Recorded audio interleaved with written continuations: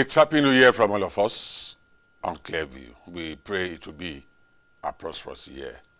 As we open our bag this year, we shall be treating you with a peep into the past by just announcing some notable events that characterized the year 2017. We shall go on to give you an update on the deadly crisis that rocked Bwari, a suburb of Abuja, in which the main market was set ablaze. What further compounded that issue were the conflicting reports of the FCT Minister Mohammed Bello and the Bwari Local Government Council Chairman Musa Diko. Now, at the tail end of 2017, news filtered in from Lagos that churches and mosques will start paying tax. We have some reactions. We'll be back after this message.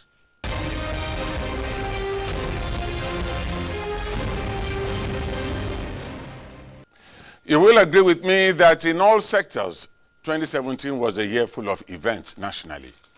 This was a year that started with scarcity of tomatoes and ended with the scarcity of premium motor spirit, PMS, otherwise known as petrol. In this same 2017, Nigerian President Muhammadu Bwari was out of office for a long time due to ill health. He even said he has never been that sick all his life. Bwari, however, survived, came back healthier, and is today looking much younger than ever. In 2017, whistleblowing became a fad. A high point was the discovery of $38 million, 27,000 pounds, and 23 million naira in a private residence on Gerard Road, Ikoyi, Lagos. In the same year, indigenous people of Biafra, IPOB, were on the rampage. Barely 24 hours after the Inspector General of Police, IG, placed a 30 million naira bounty on notorious kidnapper Evans, he was arrested by the police. Again, a coalition of other youth groups gave October 1 deadline for the Igbos to leave the north. In October, as Minister of State for Petroleum, Ibe Kachiku was busy accusing the GMD of NNPC, Mekanti Baro, of insubordination, sacked chairman of Task Force on Pension Reforms, Abdurrashid Maina, was reinstated and promoted. This led to a lot of ugly developments. Still in October, President Bwari at last sacked David Babachi Lawal as secretary to the government of the Federation, SGF. 2017 continued and former Vice President Alex Ekweme died. And on November 24, another vice president alive, Atiku Abubakar, dumped APC, describing it as a dying party. To cap the year was acute fuel scarcity, and in the midst of this, Buhari's son, Yusuf, got involved in power bike accident. We'll be back.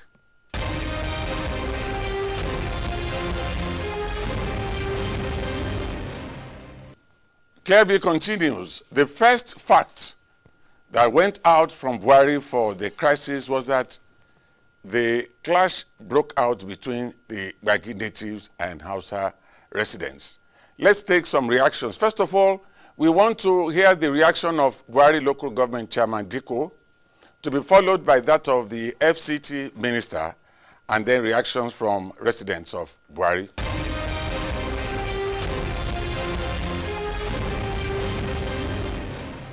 Particularly as at now, the security agents, none, even the people of Barrier Council, have given me the names of these cult groups. But it is established that these people are cult members. They know themselves very well. In the board, a crisis that occurred in one of the area councils, Bwari particularly, where youth in their exuberance trying to celebrate Christmas clashed. The whole goods that I collected from people and the money I borrowed to do the season, both the ones I saved before, I brought all of them out for me to do the season. So everything got burnt. So I don't even know where to start again. I don't know where to start.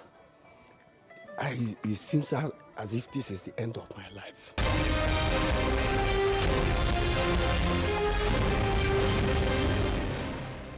Chukwuebuka Ogbodo was on the trail of the two gentlemen and actually was privy to everything that happened. And I have him joining me on Clearview. Chukwuebuka, you're welcome to the program. Thank you very much. We are bringing Chukwuebuka because you never can tell the kind of affliction or affiliations, rather, that people have towards whether the Bwari natives or the Hausas, or just like you heard the minister say, it was maybe a kind of disco light. Yeah, exuberance. That exuberance, according to the minister. So we don't want anybody from any side. And we so much believe in our correspondents to do a good job here objectively. Chukwuebuka, first of all, tell us, what did you see when you first got there? Well, as a matter of fact, the Bwari incident is actually something to cry about. When we got to Bwari Area Council, the site was gory. The site was pathetic, primarily because this is an area council that was well known to be peaceful, and it's an area council that has also is also well known for being one of the most productive area councils. We have several government institutions in this area council, but to our own amazement, I didn't really expect that. But of course, we saw things that were not typical of Bwari Area Council, and that was the burning down of the single market in the area. And of course, you will agree with me that this is a market that has actually been a source of livelihood for most of the residents in that area. But unfortunately, we actually spoke to some of the residents, we spoke to the affected traders and all of that. Now, they told us in confidence that what we actually saw as the burning down of the market and all of that was a fallout from a long-standing chieftaincy tussle between the Gbagis and the Hausas. Now, it was actually clear that what we saw on the eve of Christmas was an issue that had to do with cult groups, which were not actually named by the council chairman. But this is what actually triggered something that has been brooding for quite a while. And then what we had was a situation that couldn't be controlled, or a situation that couldn't be contained, as it were, by the authorities. Now, when this news filtered in, we were quick to actually respond. We got there, and then what we saw was the people were very confused. Confused because this is an area council where peace was actually dominant before. But as the event broke out, we discovered that both the police, all the security agencies, as a matter of fact, did not even respond in time. That was why we had the issue escalating to that extent. That said, when we got to that scene, we discovered that the Gbagis and the Hausas were also having a scuffle.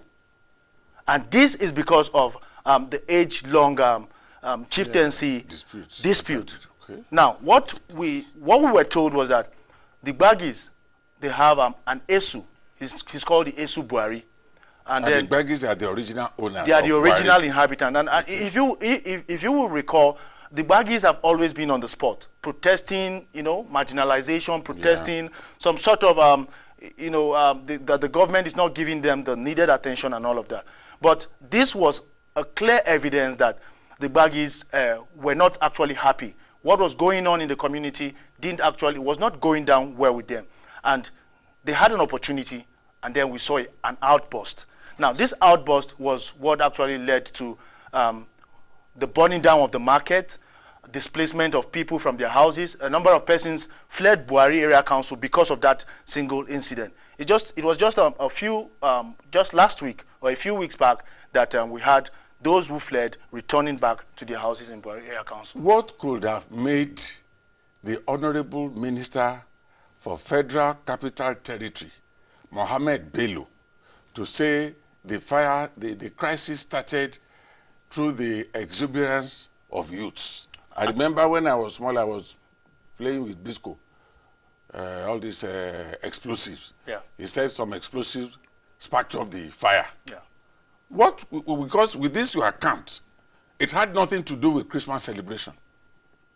First or was that part of it? First of all, we had a minister that was trying to whittle down the impact or the damage that was done. I see it as damage control. Okay. When the minister gave his account, he said it was youths that were trying to celebrate Christmas, and out of exuberance, it snowballed into what we actually saw. But the area council chairman made it specifically clear that what we had was a rivalry cult group, which he refused to name. And these cult groups, as I speak with you, these cult groups has not been named. We've not had any arrest. No arrest has been made in connection with this cult group that were fingered for being responsible for triggering this violence. Now, we also heard from the ESU Bwari that the assertion that Christmas was actually a celebration of Christmas of a joyous youth and exuberance was the cause. The ESU Bwari actually smiled at it because he knew that wasn't the actual reason why we had a very serious crisis situation in Bwari Area Council. He was specific that we can't have two paramount rulers in a chiefdom. We can't have two paramount rulers in a chiefdom. That is actually the fundamental reason why there was a crack in the wall. Now, he is recommending to the FCT administration to put up a committee to look into the issue of this chiefdom. That he said, in his words, that Bwari Area Council is a small geographical location. And that even in other locations where he made mention of, in Kanu, even in the southeast, he was specifically clear that these are areas where we only have one paramount ruler in a chiefdom. And you know, of course, when we're talking about the game of dominance, I wouldn't want to take sides now, but I think the Hausas are more domineering in Bwari Area Council. And this is what actually spiked the Baggies, whom of course appear not to be comfortable with the current arrangement. More so that they've been crying of marginalization. Of course. For a very long time, they've taken the advocacy to the National Assembly, demanding for a minister of the FCT to come from the FCT. Truly, Bwari has never had anybody from that area as minister. Of course, the records are that they've not had any minister from the federal capital, an indigenous minister from the Federal Capital Territory heading the FCT. It has never happened before. And these are some of the concerns they are raising. We are the original inhabitants of this of the Federal Capital Territory, but I think the government thinks otherwise. Thank you very much, Chukwuebuka, for this explanation and shedding light on this great area. Thanks for Chukwuebuka Bwari is our correspondent who has been following the Bwari uprising.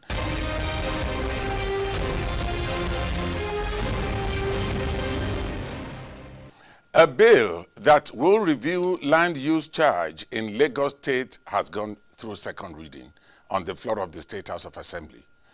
During plenary on Thursday, December 28, the law tagged a bill for a law to repeal the Land Use Charge Law 2001 and enact Land Use Charge 2017, and for connected purposes was subsequently committed to the House Ad hoc Committee on Finance headed by Yinka Ogundimu representing Agege 2. Speaker of the House, Honorable Mudashiru Obasa, said the law was all about increasing the revenue generation of the state. He said the House would not exempt religious organizations in the law because most of the worship centers are making money. Let me quote him.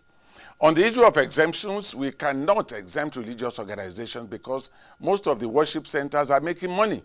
We could only exempt non-governmental organizations, NGOs. Well, as expected, reactions have been pouring in. Bishop snapped. It is well to Nigeria. It has become viral that the so-called political leaders have stopped having respect for the house of God. Be sure that you shall all face the judgment of God, both you and your family. Visionless house of assembly. Since you have made up your mind not to be careful of the things pertaining to the house of God, see how all of you are going to be disgraced by God in due time. Olufemi Adedamola is from Isheri.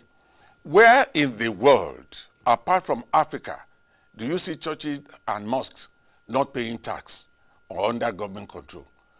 What happened to Matthew Ashimolowo's KICC in Hackney, London? When he defaulted the charity regulations, the earlier we relegate religion and push industry to the front burner, the better for Nigeria. It is the best thing to happen to Lagos State if churches and mosques and other religious houses pay taxes. Religious houses are supposed to be registered under charity or not-for-profit organizations.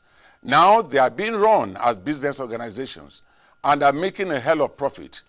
If governments don't control religious houses, very soon they will be controlling governments with their money and influence. This one is harder. This religious sentiment will not help us. Why is it that most of these complaints are coming from the so-called Christians who are making more money than the Muslims? Most of these churches are incorporated with Corporate Affairs Commission. That means they are public liability companies owned by the founder. That is why if the general overseer finds you culpable of any offense, he can send you out of the church and you can't seek for redress in the open court because it is his private company. Late Isholari of blessed memory mentioned this very issue years ago, so take note. This one simply identified himself as big boss. This particular bill is targeted against the church. What do you expect in a House of Assembly where the Speaker, Deputy Speaker, and most leaders of the House are Muslims? I hope this crop of politicians will not destroy Lagos with this their Islamic agenda. The Yoruba Christians and Igbo should vote wisely in 2019 to vote out these so-called honorable members. Now, let's hear two clergymen react to this issue. Actually, we've not gone out to look for Islamic clerics because we know from the grapevine that in the mosque, they don't pay tithes. It's not as if they take offerings. So let's just concentrate on these two gentlemen. We have them, Reverend Mike Olatunde of the Christ Apostolic Church, Abuja, and Bishop B.A. Chaweri of the Nobles family, also in Abuja.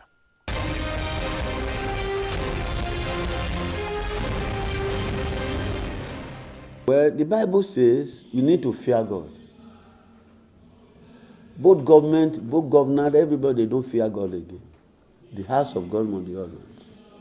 Whom do you expect to pay the tax? The people who are paying tax are the people worshiping in the church. Do you want to tax them again? The people who are worshiping in the church, they are the people, not ghosts, not from another people. They, even in their company and everything, they already pay their tax. And they are here to thank God, to say, Lord, we thank you being with us. Then you will say, okay, that church again, where people are gathering, who are paid tax, they to come back again to be paid tax. Is it all go well? If they really fear God, the Bible says, the fear of the Lord is the beginning of wisdom. That is why we like wisdom in this nation. Once you attain a certain position, you will be using that position just to vandalize God's plan, everything and so. I could remember in the olden days, if war is waging, as soon as you enter in the church, you are safe. But it's no more like that today. So I don't see for people to be saying, are we taxing the world? No, is it not the people worshiping the other going to pay that tax once they pay it again? Let's say for granted, you one of the moderators, you are my member. This pastor is my member. Coming to the church, you pay your tithe. This man pays his tithe, and he has already paid his tax. So, do out of the money he paid, that the servant of God must be having his own daily bread, and the servant of God paid we also pay tax. And then you said they should come back again to be paying tax. How reasonable? It means we don't fear God. There must be a portion to be given to God. Lord, this is your own side. We hold on that side. It's only that the people of many people who call themselves ministers of God, they don't know what they are doing today. Because if we follow biblically, all land were given to the Israelites, but the Levites were not given land. It's the provision of others that the Levites will live upon. But in the Bible, Jesus paid tax for his disciples and himself. So how do we start? Because by the time... And that is why I say ministers of God do pay tax. Is it collective? Jesus paid tax, and ministers of God do pay tax. I pay tax. out of the money given to me. Then you now come again, and I should assess the wall, the everything, I pay tax on it. Is this reasonable? Now, people just learn, they continue having knowledge without reaching the normal spot. What I'm saying, if they really have the fear of God, everything will be all right. It's not as this before. You see, it's not as this. I mean, we should be giving thanks to God who give us that, the place to have that fueling. I did not even before that oil we are now fighting for, Nigeria developed. Look at the time of Awolowo. Never they said, well, it's because you are finding money. Okay, let's go back to church. They are having church. The minister don't have money there. So, okay, I mean, the organs of the government we have today, that is the executive, the senate, the rep. Look at the money they are handling. Okay, let us say all the state there to be paying tax.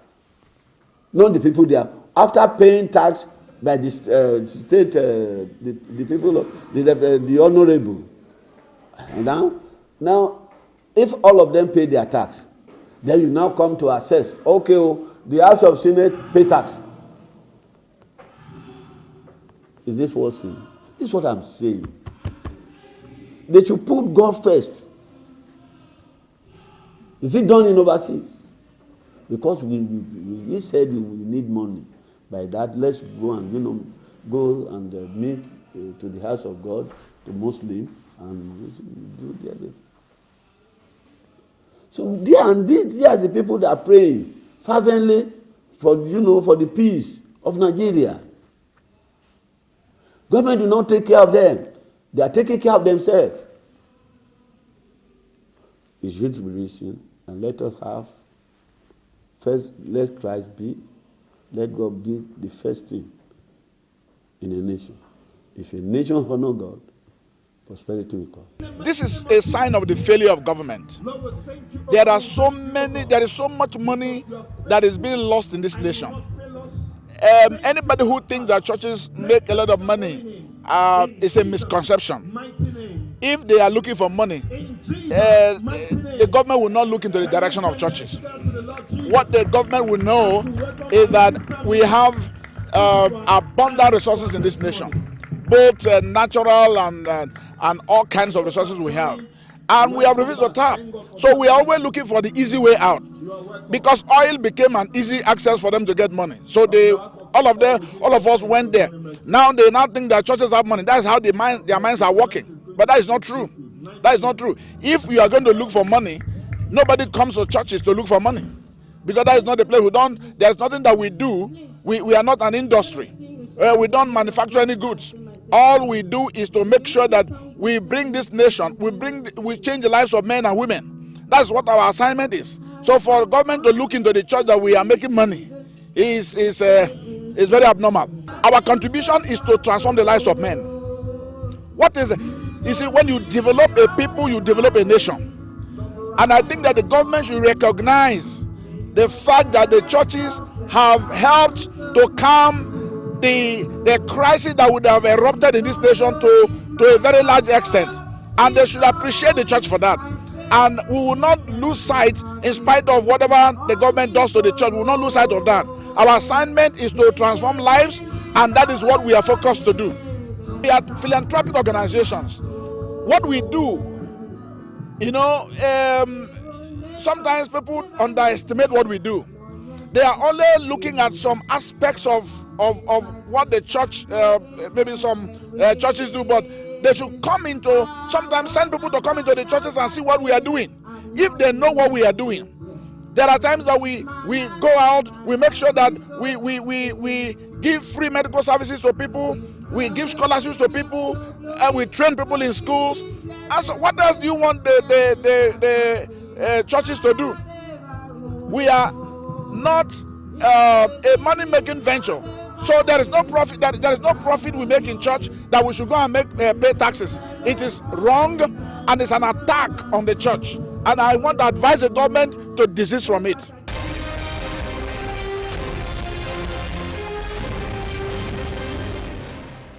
Well, to be or not to be, well, you'll be hearing from us through Clearview. That will be all on this week's edition of the program.